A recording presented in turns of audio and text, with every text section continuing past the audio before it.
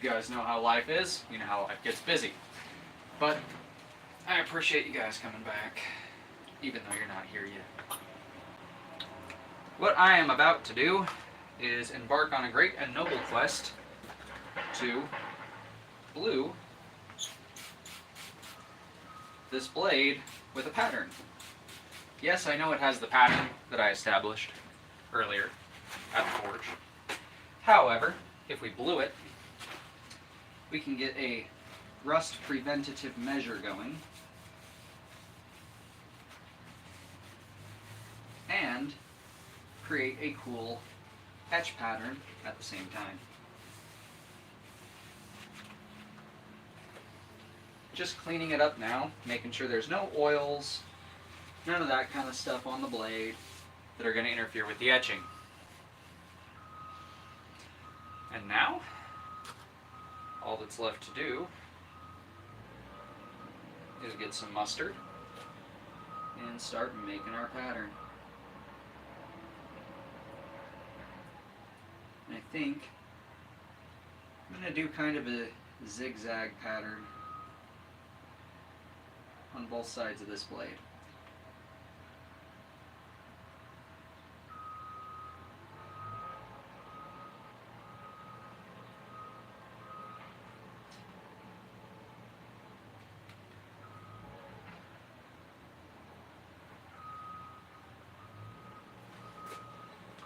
One thing about it being in the vise that's awesome is I can actually turn it like this, lay it on this side, nice and thick.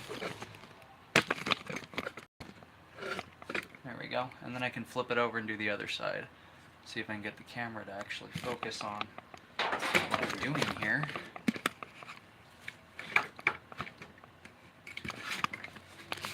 Frickin' thing. Sorry guys, I know I'm shaking you all over the damn place. There we go. That's better.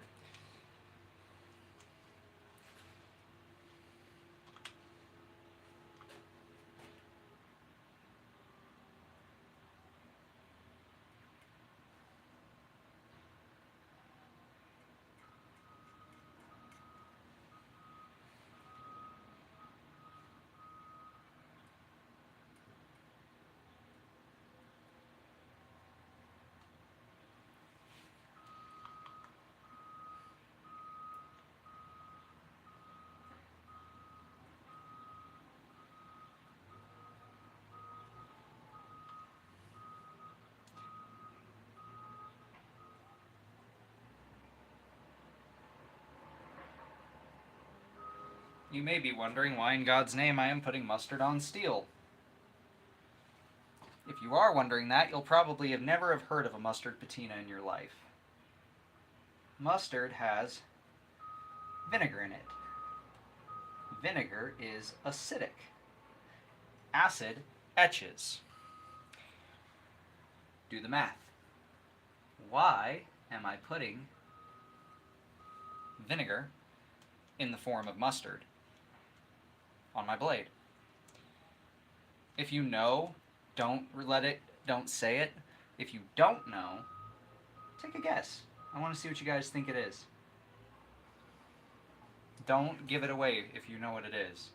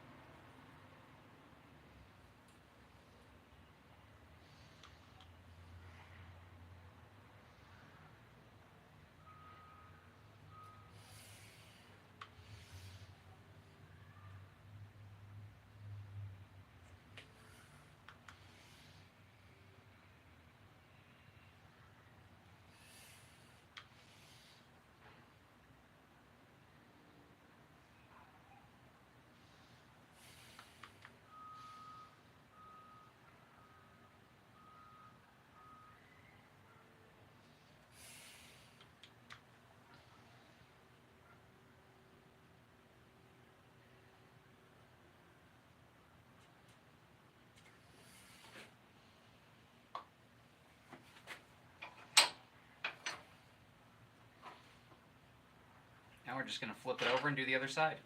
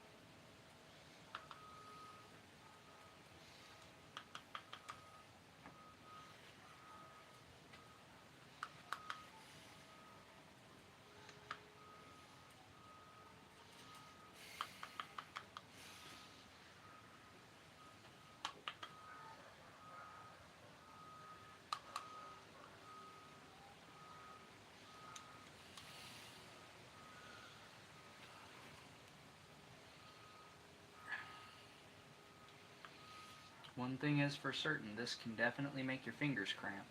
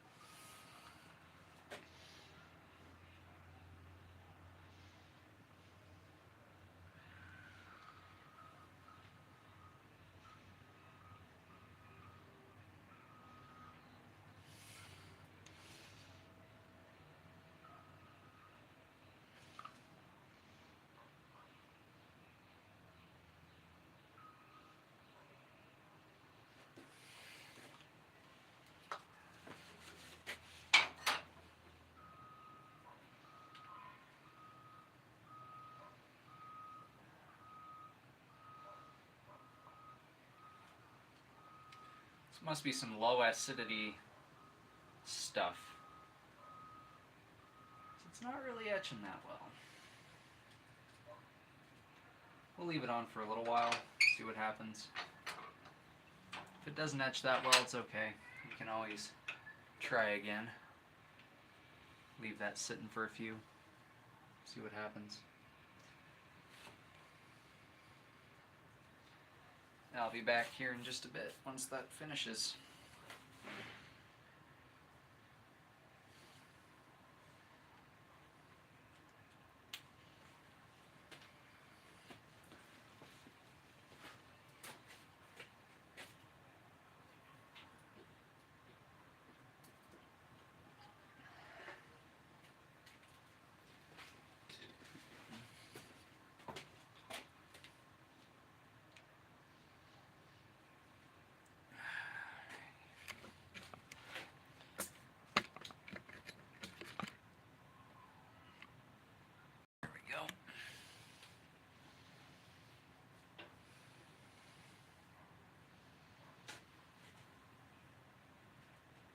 What do I want to put on the copper?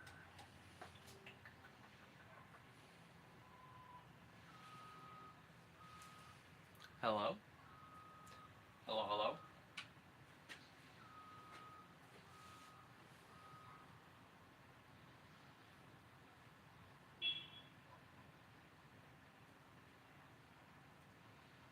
Looks like we're starting to get somewhere with it.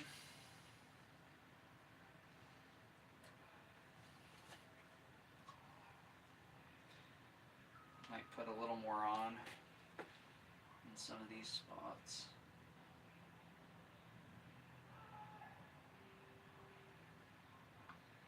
Just to make sure it blues up really well.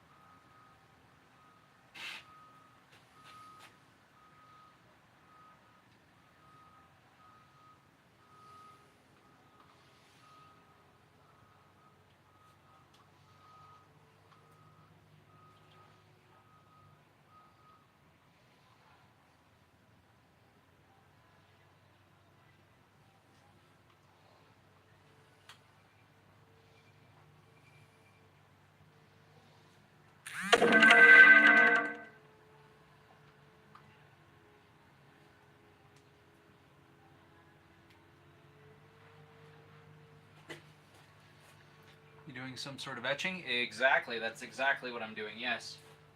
It is a mustard etch. I don't know if you know this, but you can do a slow etch with mustard because of the acidity in the vinegar that's in the mustard.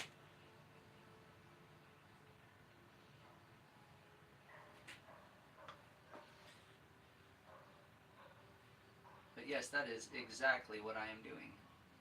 Some sort of etching.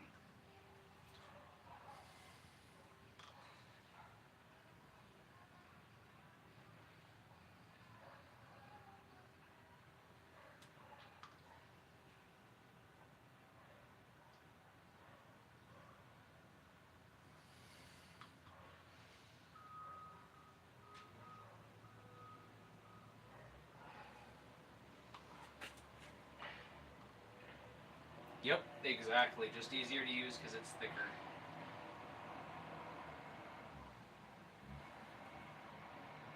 You can get some kind of natural looking layouts because when you put it on, it'll kind of squish and ooze a little bit, but it'll generally stay where you put it.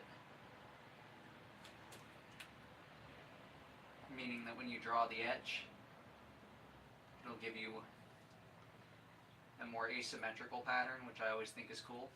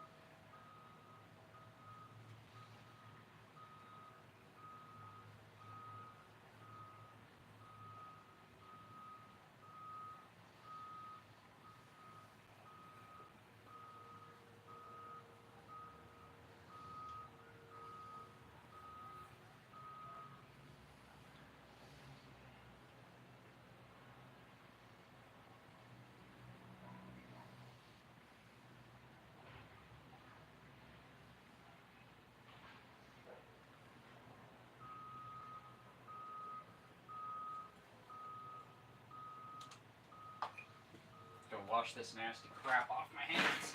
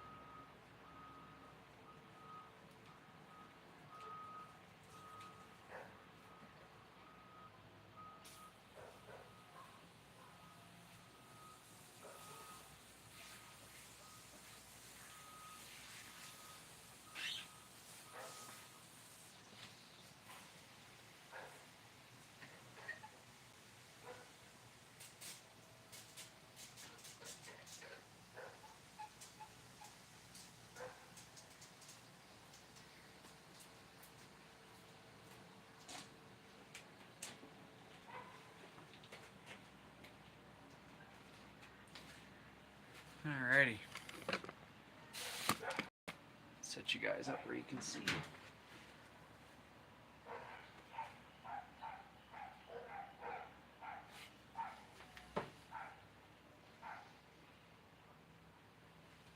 We're just going to leave this on here for a little while just so it can take effect.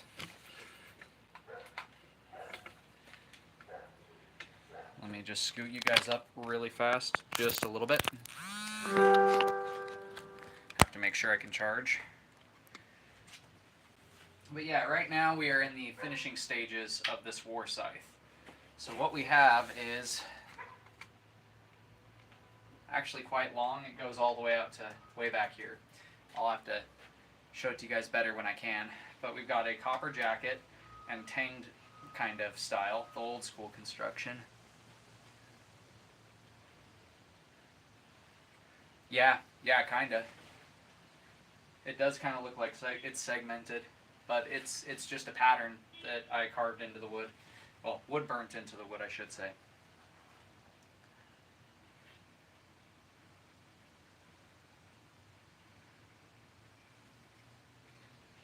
Or are you talking about the blade pattern?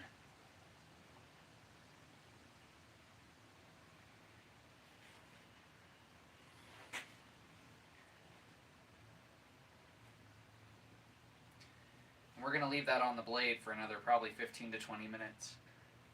The etch. Okay, yeah, cool. Well, the cool thing about mustard patinas and stuff like that is it's only going to patina where oxygen is touching it, right? So it's not going to, the yellow part isn't what's going to patina. It's actually the edges of the yellow part that are patinaing.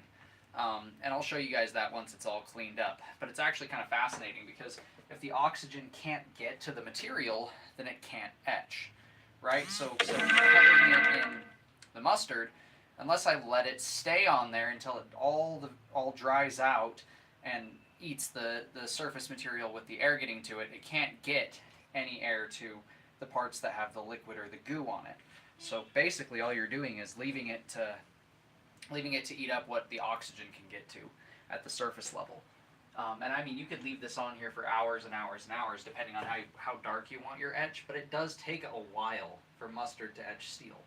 That's just kind of a fact of life. is mustard is, since it's vinegar and it's distilled, it's diluted, I should say. There's not a lot of vinegar in mustard. It's just enough to etch the steel.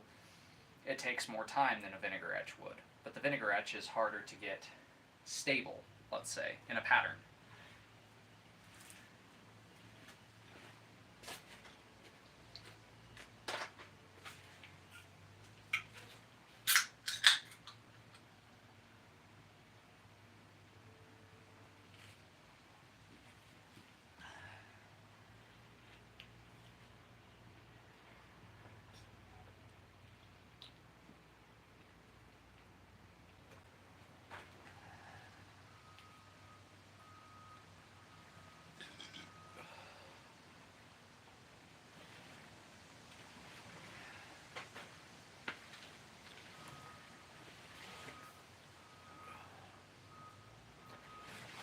Does it continue etching when you wipe it off, like the excess vinegar left and you won't expose to oxygen, or do you clean it off?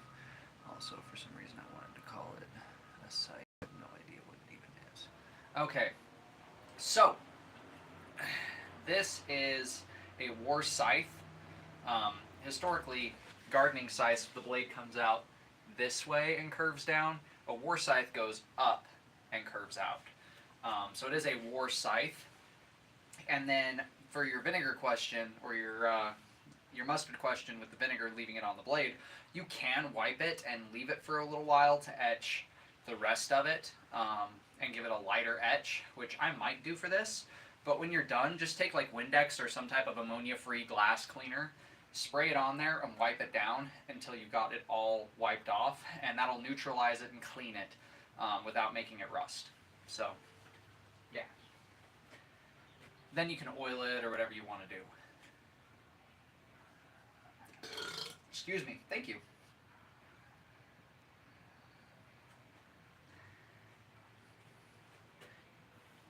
My mama always told me I was SMRT.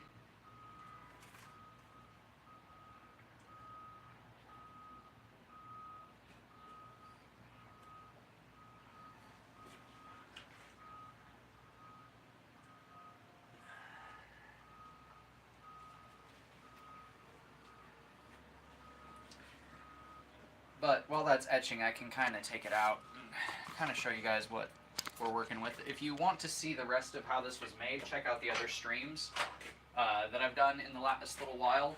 But this is a substantially long warscythe. It has a pattern that runs down the handle on both sides that that imitates the pattern that is in the blade. As you can see, there's a forged pattern in the spine.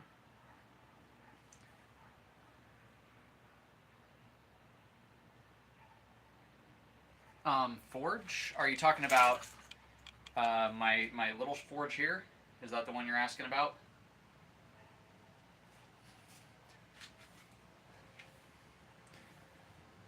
Yeah, so it's a Venturi burner style propane forge. It's just a single burner, very simple, very easy. No thrills, no frills. It's just enough to get the job done, but not enough to give you more than you need.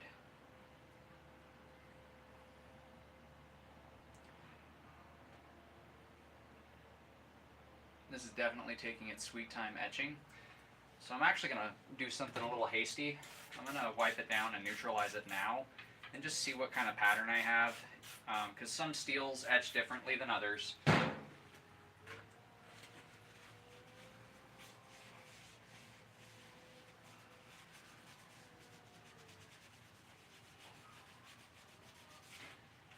Yeah, that's a very, very subtle pattern.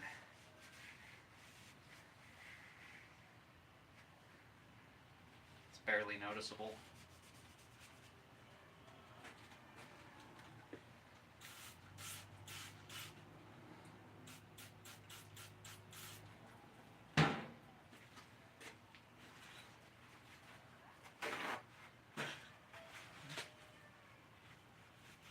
The base material for this was a piece of rebar that I tested to ensure that it was high carbon enough to harden. because I wanted to imitate the blade steels of the era that these were made in. See, in the earlier medieval period, the steels were kind of hit and miss, right? Some of it was good, some of it wasn't quite as good. But with modern steel, the trick is all of it's good. Even the stuff that's quote-unquote not as good is better than the stuff they had that they considered good. They did not have the best quality carbon steels back in the day. So I'm basically making it more period accurate material-wise. I'm going to go wash this off really quick with some water, just to get every last little bit on there that's on there off. You can't really see the pattern, but maybe once I oil it, it'll pop a little more. It doesn't seem like this, it seems like this might have some chromium in it, because it's not wanting to etch very well.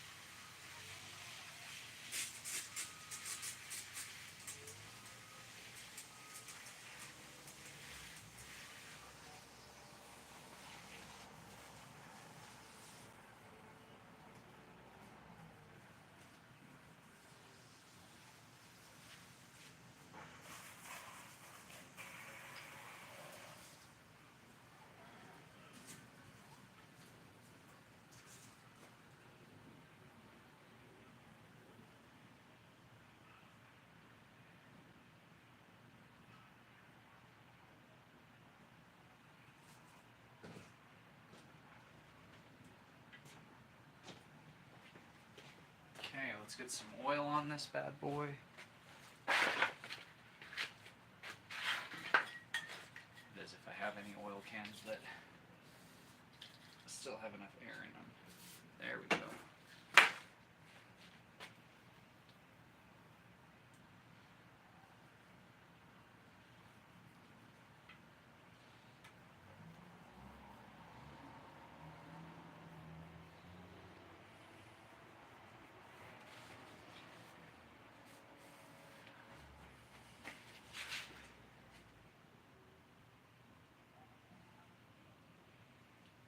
Yeah, you can't hardly see the pattern.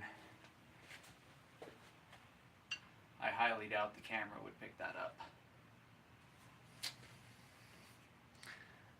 So, yeah, you can't hardly see it. The camera's not really picking up the pattern. That's okay though. I have some stuff that's a little stronger. I was just hesitant to use it. But we'll see what happens.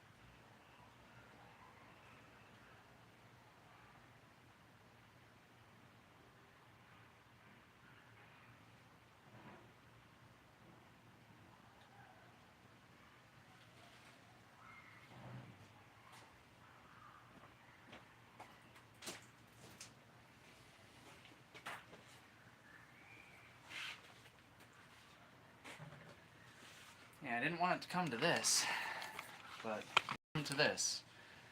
We're going to etch the whole thing with muriatic acid.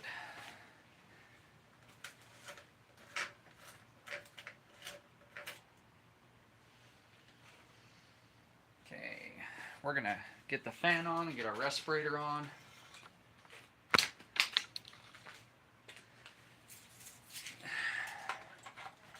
Because we don't want to be breathing these vapors.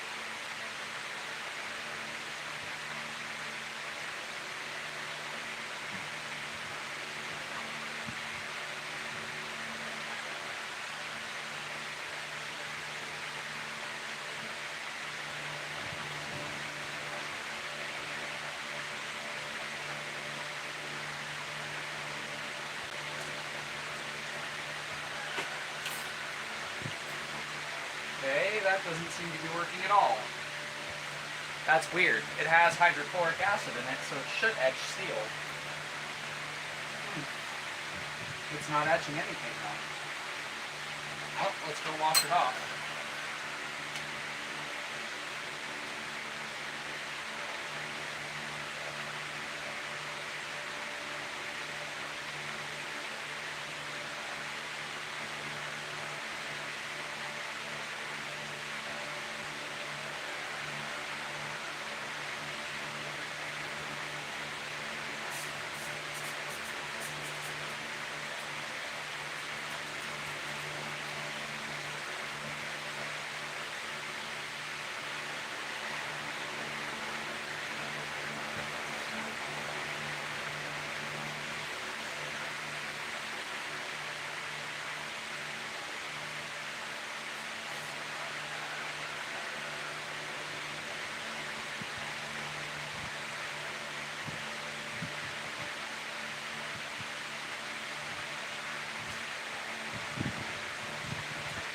Well, if nothing else, this blade is now like surgically sanitary, which is at least a good thing.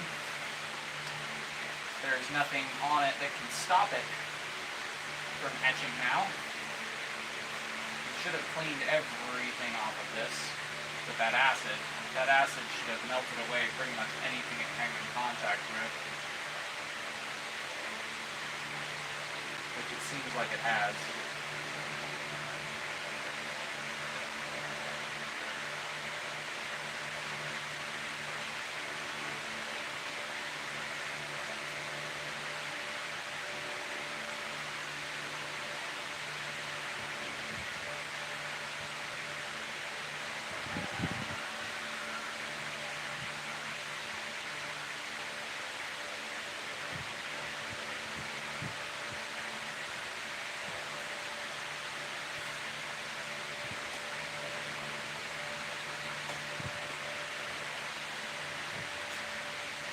So since that didn't work, we're just going to go ahead and do a wild mustard patina this time.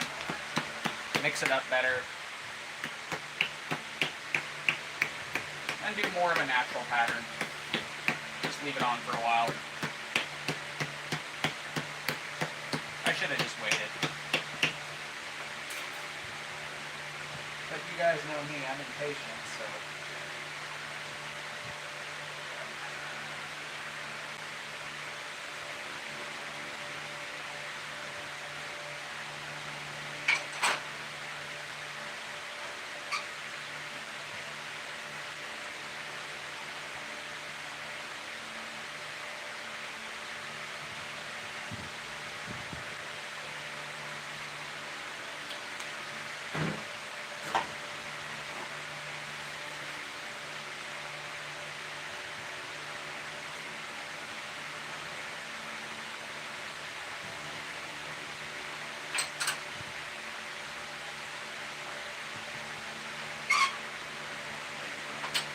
Okay, we'll go with that and just leave it on there for a while. We put it on nice and thick.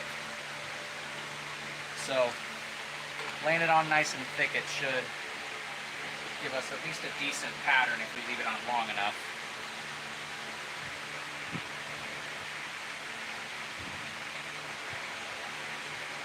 So we've got a thickly coated, mustard coated blade.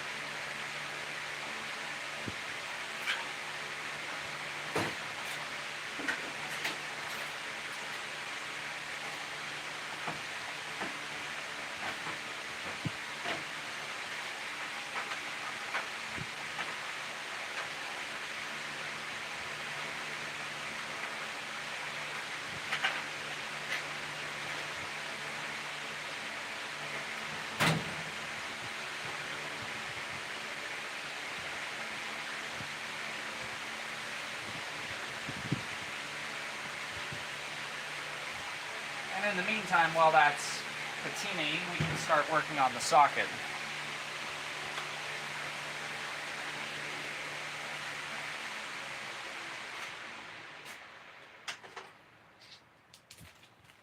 Crappy that the salicylic acid, I mean not salicylic, the phosphoric acid didn't do anything aside from clean it. That was the strangest thing.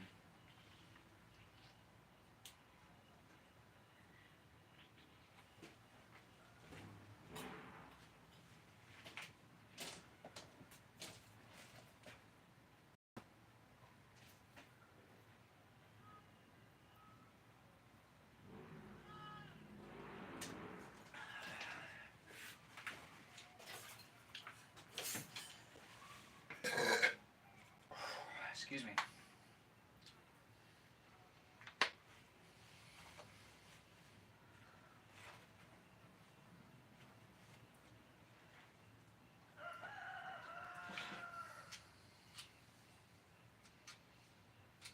that's right. This is the one I killed. That sucks. It seems I'm down a Dremel tool. That means we're going to have to do this a different way.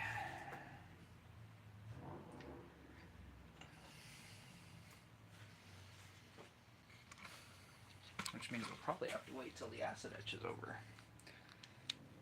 Which really sucks. Nothing is going to plan today.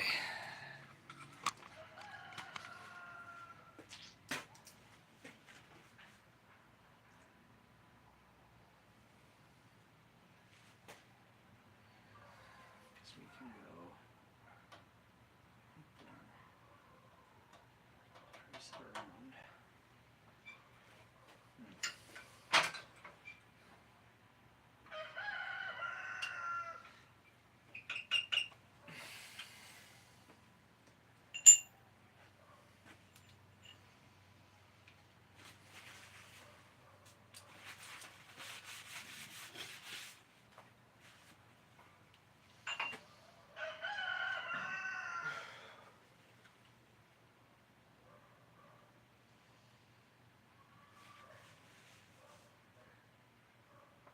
Okay, yeah, that seems to be working a little better.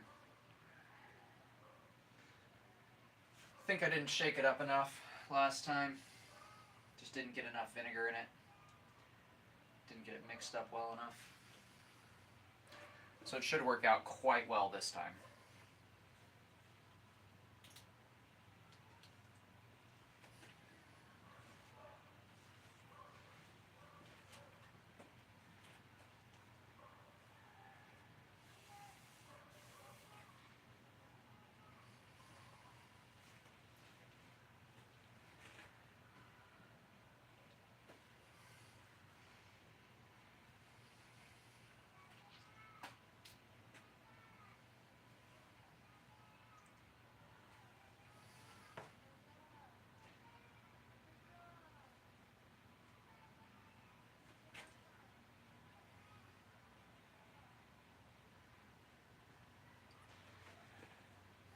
Like I said before, if nothing else, we cleaned it up really well with that acid.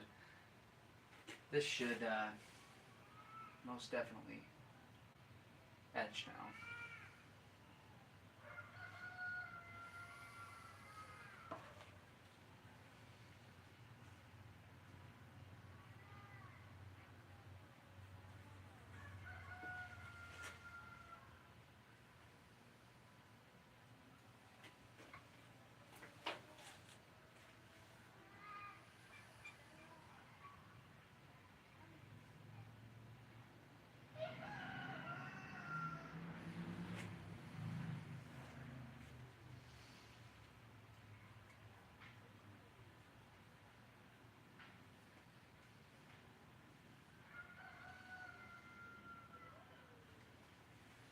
So any of you guys up to anything? This is kind of a boring stream for 33 people to be in without saying anything. Like, there's nothing going on right now. Just mustard on a blade. And I'm getting more viewers than usual, which is hilarious. The slowness of an etch is more entertaining. I need to figure something out, because I ain't that entertaining, obviously. Watching mustard etch steel is more entertaining than me talking. That's some shit right there. Maybe I should just leave the camera on this and walk away. Cool. Glad I hit the algorithm. Strange. Well, hopefully I find some new subscribers, because usually what I do is I make this kind of stuff, and then I test it, and then I sell it. So this will be up for sale when it's finished. And once it's tested and all that stuff, it'll be on the Etsy store to purchase. So. I got you. Sweet. Yeah, if you like blades, you like weapons testing, all that stuff, you're going to love it here. If you like martial arts, you'll like it here too, because I do a lot of martial arts content as well. Hence Bob over there, watching in the background. He's just kind of chilling. He's always watching me though, it's weird. I think he likes me.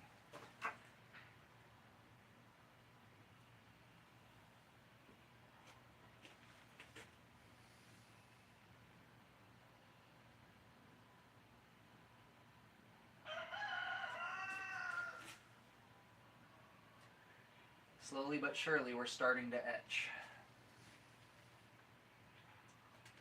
And with that pattern we have from before, that we did before, we'll have a very, very, very faint secondary pattern. We're going to leave this on for a lot longer than we did that last stuff.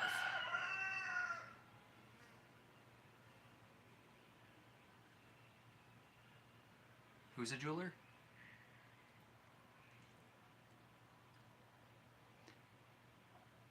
Ferric chloride. Yeah, ferric chloride would work too. I'd just have to leave it in there. But I don't want to blacken the whole blade. I want to pattern it. That's the problem, is this is mono steel.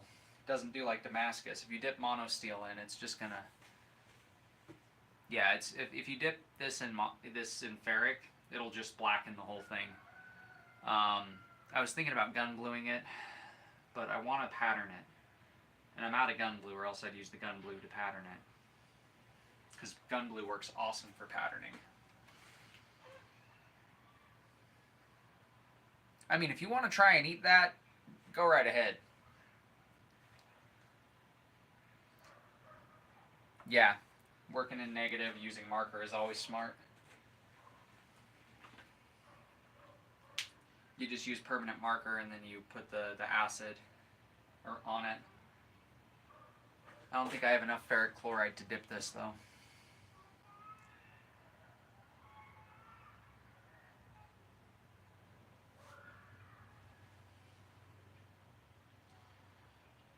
But yeah, it's etching. It's just taking its time.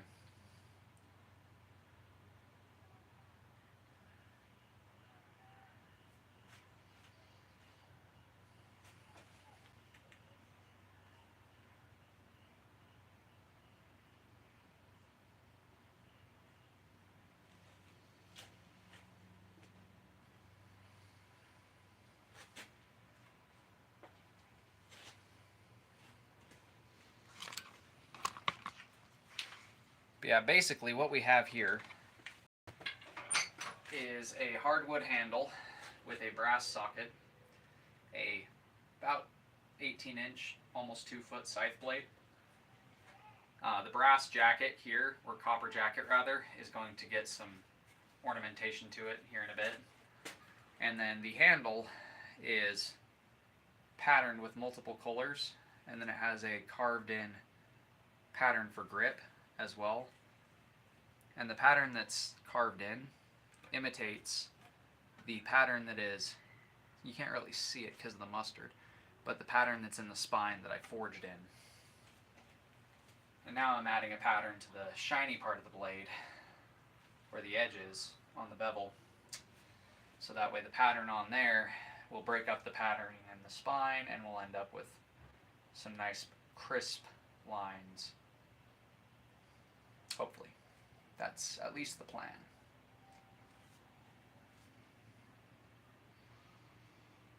I hate the smell of mustard so much. I really do.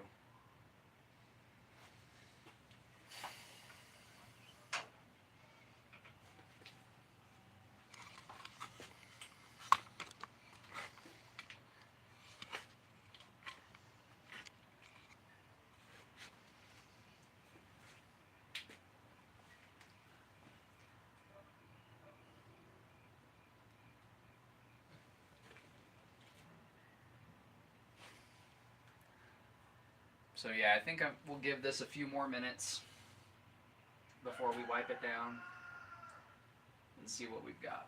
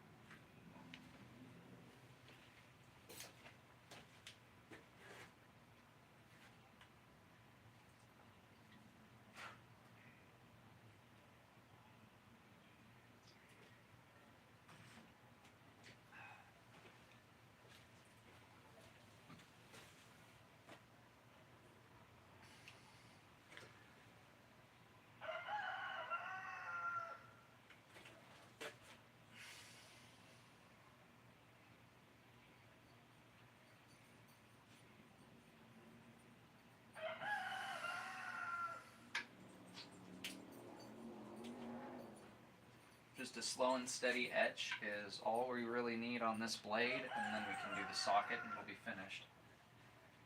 Just this vinegar is not quite fast enough for my preferences.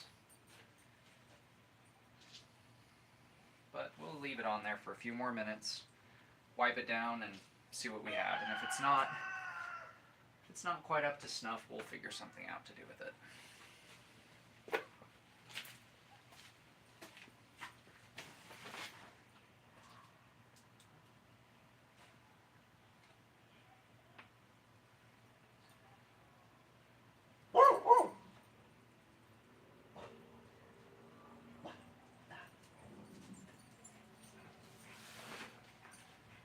What are you barking at?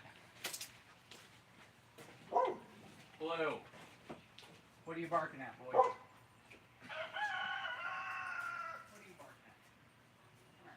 Hi. Pop up. Come here. Leave it. Leave it. There's nothing over there. You're just a goober. Come on. Go inside.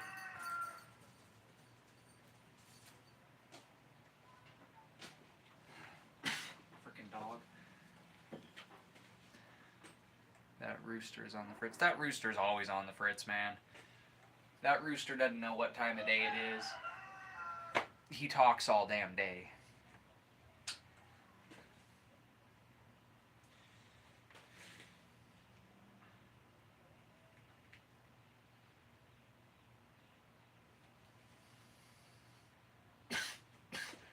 We'll give it 5 more minutes.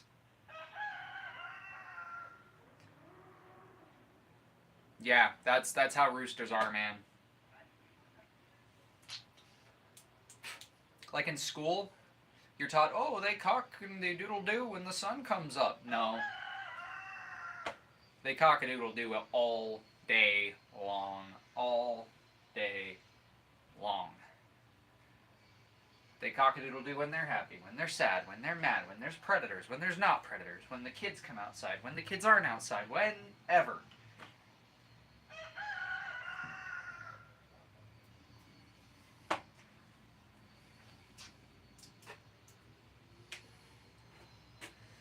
Damn roosters, man.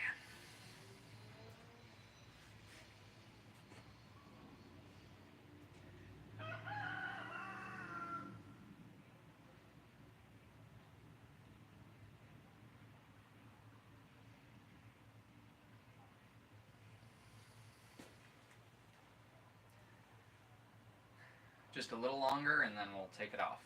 Looks like about 3.5 minutes or so before I'm going to take it off this time. Give it about 10 minutes longer than it had on the last go around, and see if now that it's all shaken up and the blade's been cleaned thoroughly, if there's any difference. I'm going to turn the fan on for the last couple minutes, see if increasing the airflow helps.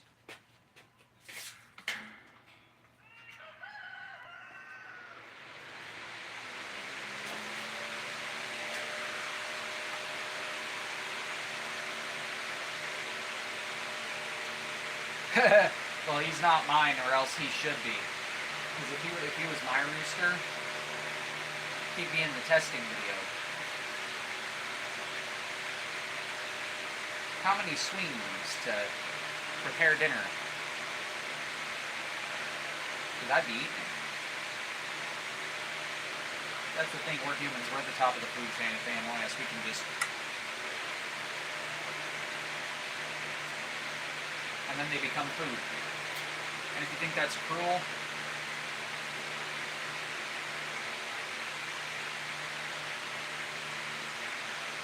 no.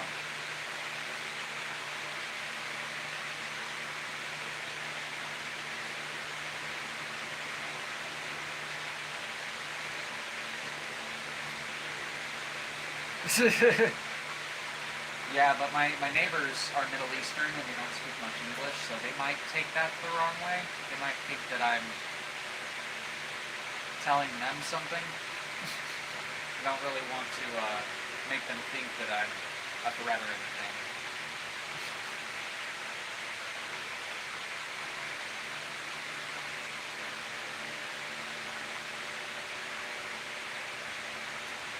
about 2.5 minutes left. And then we wash it off and neutralize it.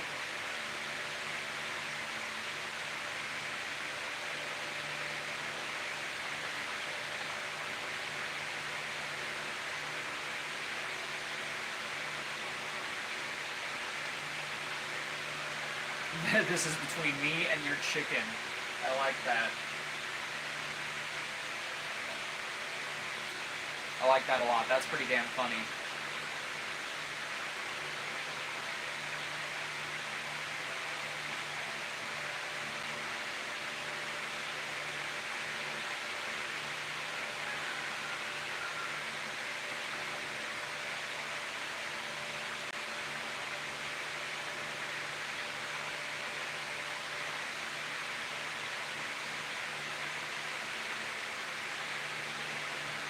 Oh, Lord.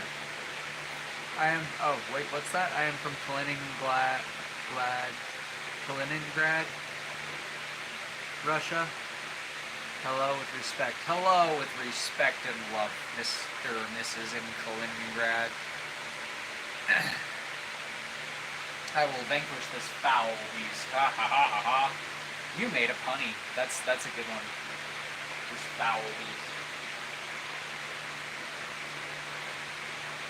I will pluck this menace from the yard. Is that what I'm going to be saying? I'm going to flock him up.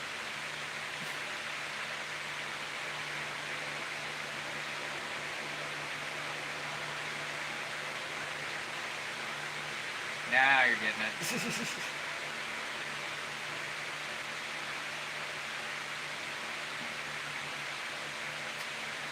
Okay, I'm going to go rinse this out real fast, and I'll be right back.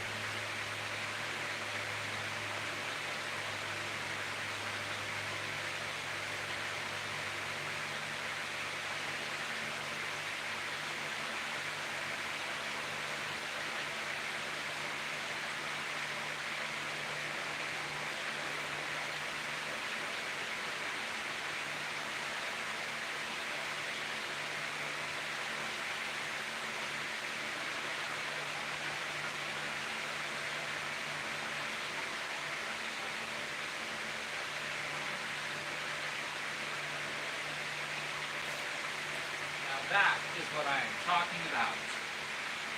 That's what I'm talking about. There we go. Get that wipe down and neutralize real fast and show you guys what we're working with.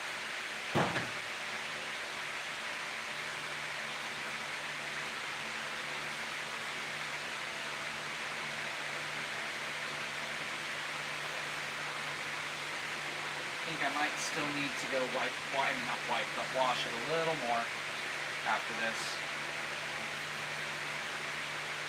Just want to make sure I get all the mustard off this blade. So that way it doesn't continue to etch in places we don't want. Subbed, I'll see you around, brother. Get the channel. Awesome! You waited.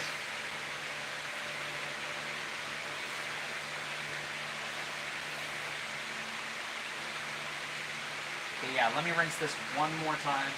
Get some more of this Windex here. Make sure we neutralize it.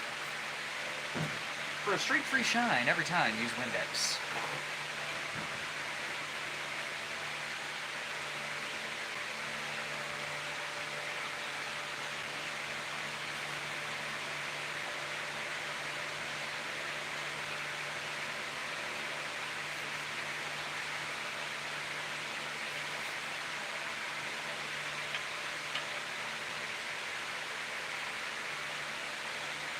Okay.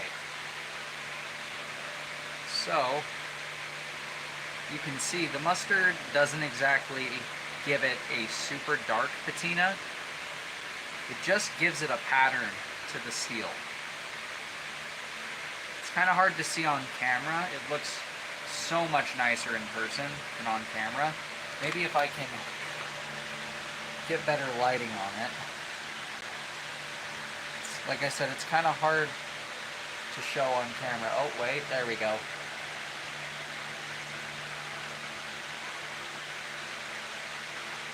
So it just gives it a pattern to the steel. It just gives it two different types of shine, so to speak.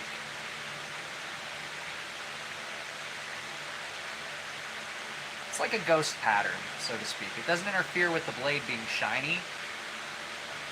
It just redirects the flow of light.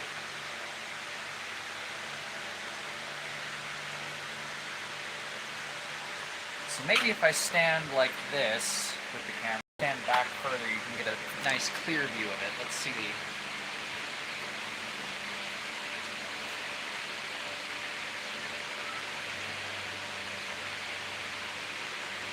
Yeah, that's not as good as you're going to see it in person, but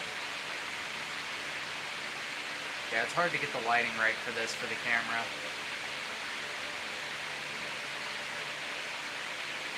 But I can assure you there's a really cool pattern there now. You can kind of see it. And it changes how the light flows on the scythe as well. Kind of scatters the light when it hits the bevel, so it shines a little brighter. Makes it a little more intimidating to look at. But this has been quite a project, and the last step is just going to be the socket, just to make some imprints in the socket with a chisel, so let's get that knocked out of the way next.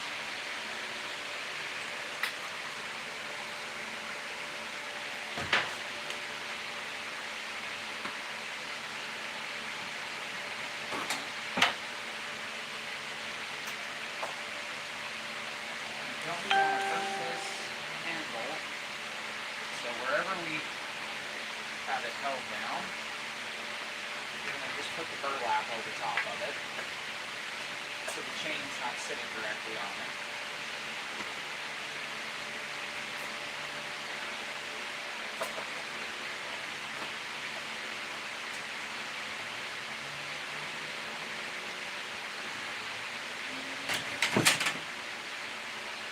How's it going, AT? Thanks, man.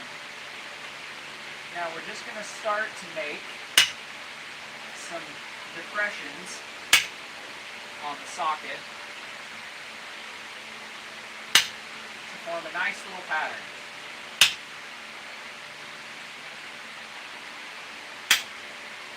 And for those of you wondering, yes, I did soften this before I did this.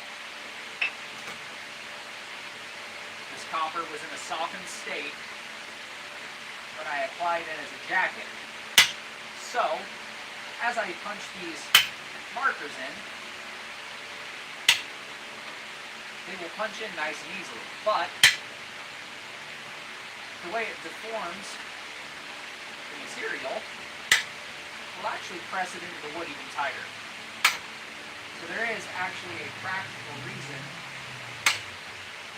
for me to be doing this, aside from just aesthetics.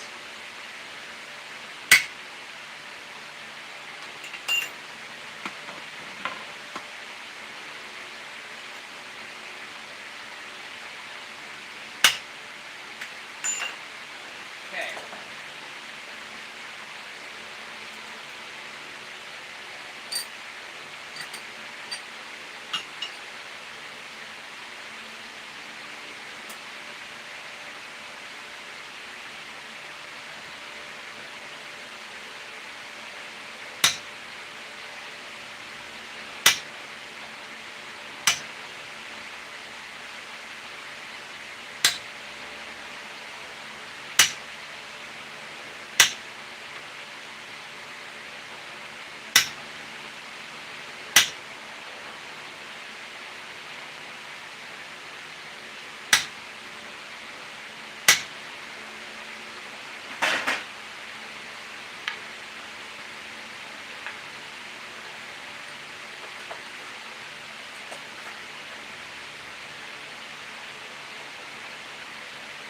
Now that I made the pattern, here in the center, you'll see that on both sides when I show you here, and you probably saw it when I did it, on both sides, in the very center, I made a mark with my small punch that I used to make my dots. The reason for doing that is now I can make pretty little flower shapes.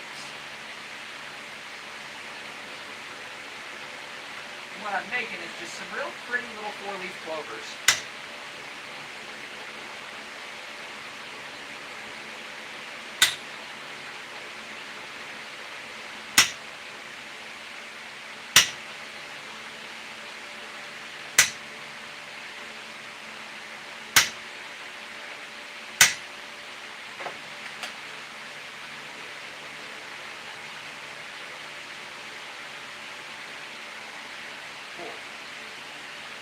Now,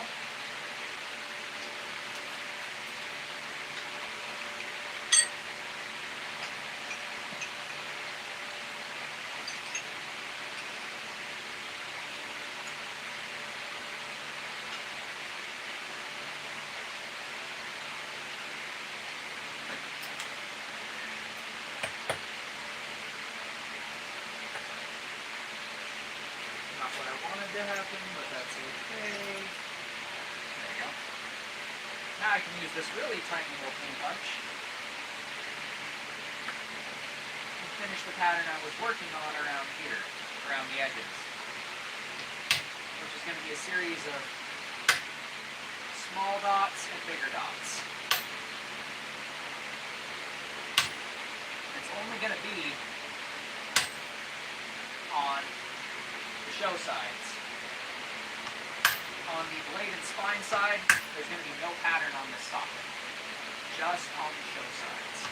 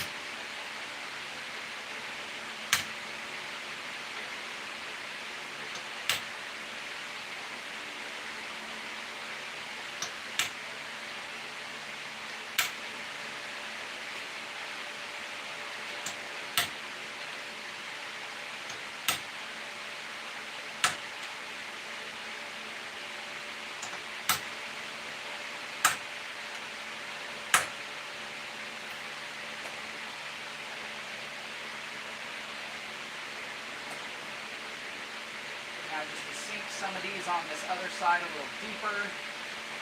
Do a little repousse to make it pop. What I'm doing by doing this is I'm pinching up a corner in the copper. Since it's such a soft metal, I can do that. And what that's going to do is create sidewalls that appear to make this flower pop out of the metal. And I will show you guys that as soon as I am done, which I'm getting pretty close to being.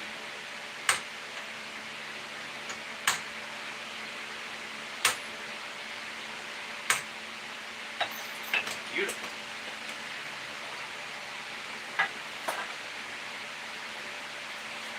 So now, let's see if I can get the lighting correct.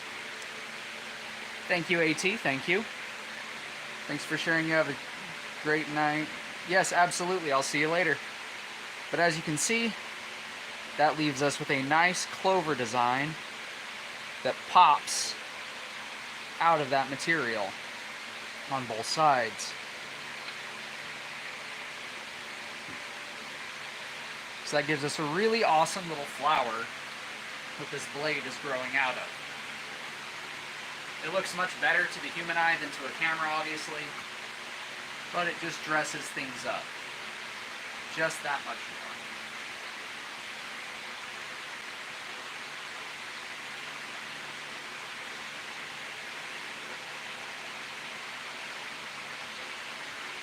See if I can get the camera to adjust to it, maybe.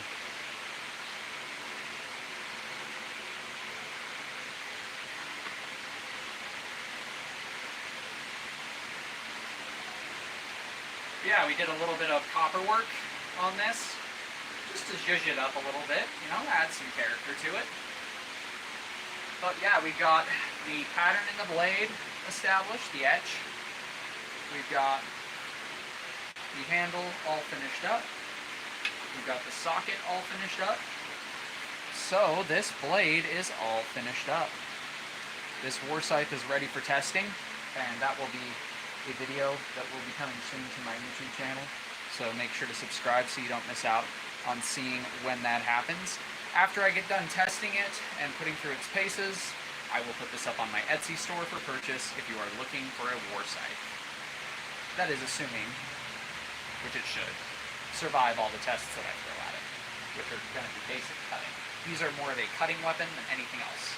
This is not a slashing, slamming into heavy objects weapon. This is a cutting and slashing through lightly armored enemies kind of object. But yeah, we have got the beastly warscythe all finished up, and we are ready to show the Grim Reaper to his boss. Thank you guys so much for watching. I really appreciate it. If you like what you've seen, please do me a favor, like the video, subscribe so you guys don't miss out when I make future videos. If you're looking for a custom sharp object, check out my Etsy store, which is hookersblades.etsy.com. Again, that's hookersblades.etsy.com. If you're looking for a custom knife, sword, pull-on, scythe, whatever. I'll see you guys in the next one. God bless. Stay sharp out there.